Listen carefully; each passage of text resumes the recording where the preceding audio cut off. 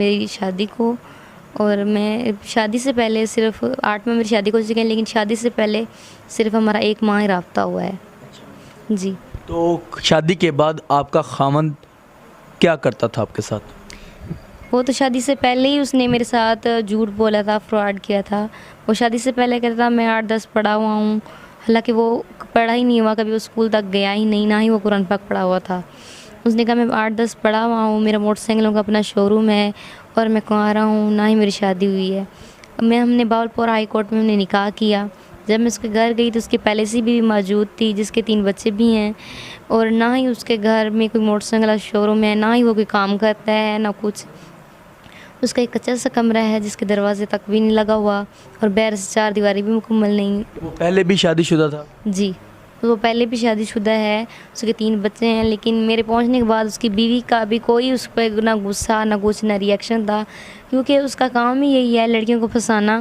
اس کو پھنسا کے پھر وہ اور اس کا جس کا وڈیرا ملا ہوا ہے وہاں کا اختر کوش وڈیرا، وہ دونوں مل کے ہی پھر آگے لڑکیوں کو سیل کر کے بیچ دیتے ہیں. آپ مجھے یہ بتائیں، اس کا بزنس تھا یہ لڑکیاں لے کے آنا، پھنسا کر اس کو سیل کرنا، استعمال کروانا؟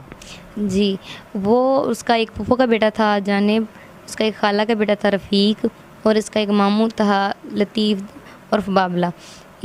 یہ سب ملے ہوئے ہیں. ان میں سے کوئی نہ کوئی کسی نہ کسی لڑکی کو، جیسے دور دراز کسی بھی شہر کی لڑکی ہوتی، اس کے فون پہ بات کرتے، اسے اپنے جال میں پھنساتے، پھر اسے آگے کچے ڈھاکوں کے علاقوں میں سیل کر دیتے. اچھا، جب شادی ہو گئی، آپ پریگننٹ تھی، تو آپ کے ساتھ وہ کیا کرتا تھا؟ مطلب کس کو آپ کو کہاں پہ چھوڑ کے آتا تھا؟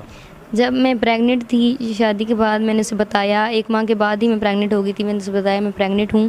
لیکن جب میں سے خرچہ وغیرہ مانگتی تھی تو وہ مجھے مارتا پیٹتا تھا، نہ ہی مجھے خرچہ دیتا تھا. وہ اختر کوش کے ڈیرے پہ مجھے چھوڑا تھا، وہاں پہ اس کا پھپھا کا بیٹا جانب روزانہ چھوڑ کے آتا تھا؟ 2-3 دن 4 دن 5 دن کے بعد چھوڑ کے آتا تھا. وہ خود بھی نشہ کرتا ہے، مارتا پیٹتا تھا مجھے جب بھی سے خرچہ مانگتی. اختر کوش کے ڈیرے پہ جا کے وہاں پہ چھوڑا تھا، وہاں پہ اس کا پھپھا کا بیٹا، اس کا ماموں، اس کا خالہ کا بیٹا، اور کبھی خود اختر کوش وڈیرا وہاں پہ موجود ہوتے تھے. تو اس کے کزن بھی، آپ کے خاوند کے کزن بھی آپ کے ساتھ زیادتی کرتے تھے؟ جی، اس کا کزن پھپھو کا بیٹا جانب جس کا نام ہے وہ، اس کا ایک خالہ کا بیٹا ہے، اس کا نام ہے رفیق، اس کا خود کا ماموں ہے لطیف. اور یہ ان سے کتنے پیسے لیتا تھا؟ اس نے کبھی مجھے پیسے دکھائے ہی نہیں، وہ اپنے پاس ہی پیسے رکھتا تھا. صرف وہ مجھے، نہ ہی وہ مجھے کپڑے وغیرہ لے کے دیتا تھا، نہ کچھ. وہ صرف گھر میں اپنی ضرورت اپنے نشے میں پورا رہتا تھا. تو اس کے بعد آپ کو فروخت کتنے میں کرنے لگا تھا؟ وہ اس کے بعد مجھے 7 کے بعد لے گیا، جس کے بعد میرا خود ہی شوہر وہ اختر کوش وڈیرے کے ساتھ مل کے کچے کے ڈاکوؤں کو مجھے 7 لاکھ میں بیچ رہا تھا.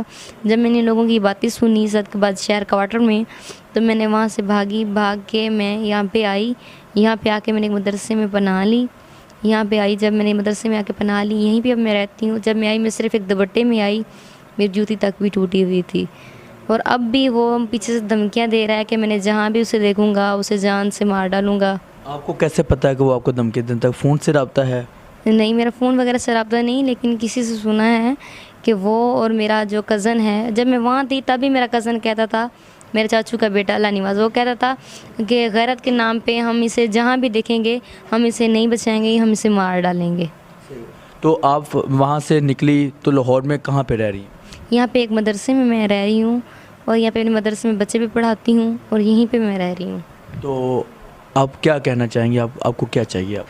مجھے انصاف چاہیے. جن لوگوں نے میرے ساتھ زیادتی کی ہے، میرا خود کا کزن اللہ نواز، اگر وہ میرے ساتھ زیادتی نہ کرتا تو میں گھر سے اتنا بڑا نہ قدم اٹھاتی، نہ اتنے لوگوں کو میری عزت مجھے دینی پڑتی. وہی سب سے بڑا میرا مجرم، اور سب سے بڑا مجرم میرا خود کا شوہر شفیق ہے. میں کہتی ہوں یہ میرے دونوں مجرم پکڑے جائیں اور مجھے انصاف دلایا جائے. تو آپ آئی جی صاحب کے پاس بھی پیش ہونا چاہ رہی تھی تو ہوئی نہیں؟ جی، میں کئی بار ان سے ملنے کی کوشش کی. یہاں پہ مجھے آئے ہوئے 1 ماہ ہو گیا ہے. 1 ماہ میں 10-12 چکر لگا چکی ہوں ان کے دفتر کے باہر. کئی بار میں گئی ہوں، لیکن وہ باہر سے سیکیورٹی گارڈ ہمیں دھکے دے کے واپس بھیج دیتا ہے، اور آئی جی صاحب سے ملنے ہی نہیں دیتا. میں نے کئی بار کوشش کی ہے. آئی جی صاحب سے میری یہی درخواست ہے کہ میری پلیز سپورٹ کریں، اور پلیز محکمے کو پلیز میری سپورٹ کریں، میرے ساتھ تعاون کریں. جی آئی جی صاحب، یہ نوجوان